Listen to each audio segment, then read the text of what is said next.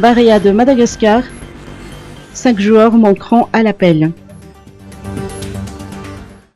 Au final, il ne manquera que 5 joueurs initialement prévus sur la liste des Barea de Madagascar qui affronteront l'antilope éthiopien le 24 mars prochain dans le cadre de la 5e journée des éliminatoires de la CAN 2022.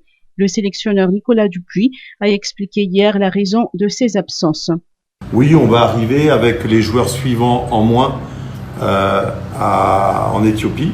Donc il nous manquera la charnière centrale, Thomas Fontaine et Jérémy Morel. Il nous manquera aussi Abel, que la Bulgarie n'a pas voulu libérer. Et il nous manquera Marco et Ryan. Donc des joueurs effectivement importants, des joueurs qui jouent tous en Ligue 1, ou futur Ligue 1 comme Ryan qui va monter avec les Stacks. Mais pour des raisons totalement différentes. Alors en Bulgarie, pourquoi Abel n'est pas là? Parce que son club ne veut pas le libérer, s'appuyant sur une règle FIFA que vous connaissez. Jérémy, alors il faut savoir que hier, une loi, grâce au gouvernement français et grâce à la Fédération française, une nouvelle est tombée disant que si on renvoie nos joueurs en vol privé, alors ils ne sont pas obligés d'assurer une septaine quand ils vont rentrer en France. Donc leur club était content et ils nous ont tous libéré les joueurs. Simplement, pourquoi est-ce qu'on n'a pas Morel? Parce que Jérémy, malheureusement, était en retour de blessure, s'est entraîné hier et il sent encore une blessure.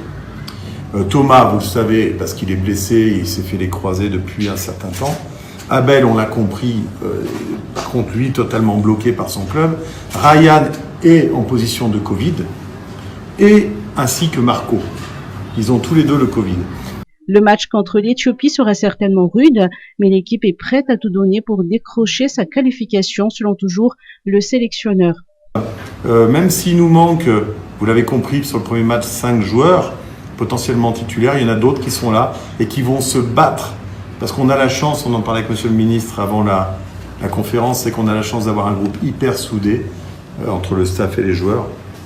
Et je sais que les joueurs vont tout donner pour ramener la qualification. Alors on sait qu'en Éthiopie ce sera dur, de par l'altitude, de par les résultats que les Éthiopiens ont à chaque fois qu'ils jouent chez eux. On nous a avertis de ça.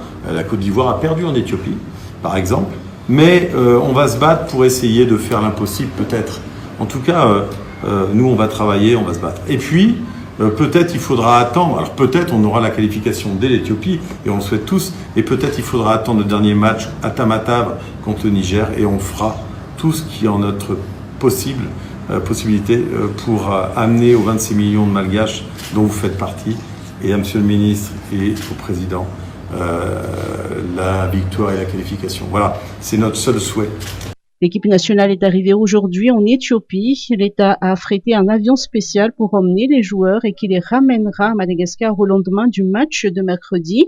Le ministre de la Jeunesse et des Sports a indiqué que pour le match du 30 mars contre le Niger au stade de Barikadine, la Confédération africaine de football a autorisé la présence de 1500 spectateurs si la capacité d'accueil du stade est de 15 000 personnes.